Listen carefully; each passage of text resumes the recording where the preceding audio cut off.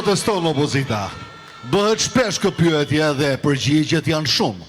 Për kapjen e shtetit, për kriminalizimin total të tij, është ndoshta përgjigja më e saktë. Askush nuk e mishëron këtë kriminalizim më qartë se sa Ergys Agasi, koordinatori i Ramës me narkokartelet. Ndjekim materialin.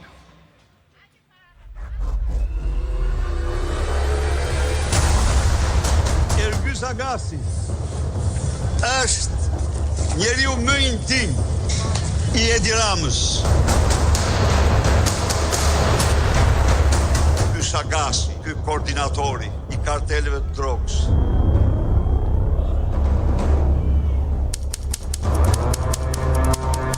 Tashmë, me urdhër arrestin e SPAK, Ergys Agasi dhe shpura e tij janë të ekspozuar përballë ligjit dhe publikut.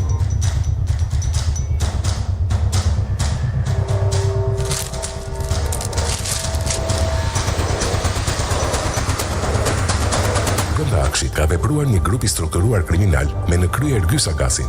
Si pjesë e këtij grupi, akuzohen edhe drejtoresha e akshit Mirlinda Karçanaj dhe zëvendësen e saj, Hava Delibashi.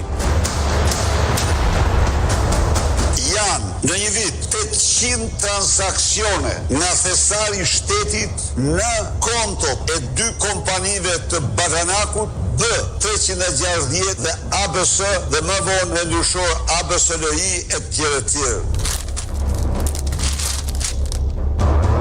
Anëtarët e këtij grupi të krijuar brenda një institucioni shtetëror kanë kryer veprime të kundërligjshme në përcaktimin e kritereve specifike jo të përcaktuara në ligj për favorizimin e disa kompanive kundër të tjerave. Kthemorën peng, u prishën pazaret, sidomos pasi ky deklaroi ndër regjistrim ambiental se Armand Frangu dhe Linda Rama diktonin të gjithë tendrat në Agjencinë Kombëtare të Shoqërisë Informacionit. Agasi në bashkëpunim me Ermal Beqirin dhe me ndihmën e zyrtarëve të policisë, kanë marrë peng disa muaj më parë biznesmenin Geront Meçe, i njohur për lidhje të forta në politikë dhe që dikur merrte pjesën e luanit në tenderat e akshit. Kishte në vinotekën e tij shishe vere që si ka prendori japonisë. 4 milion euro shishe vere, 33.000, 40.000 shishe verës, të gjitha me paratura.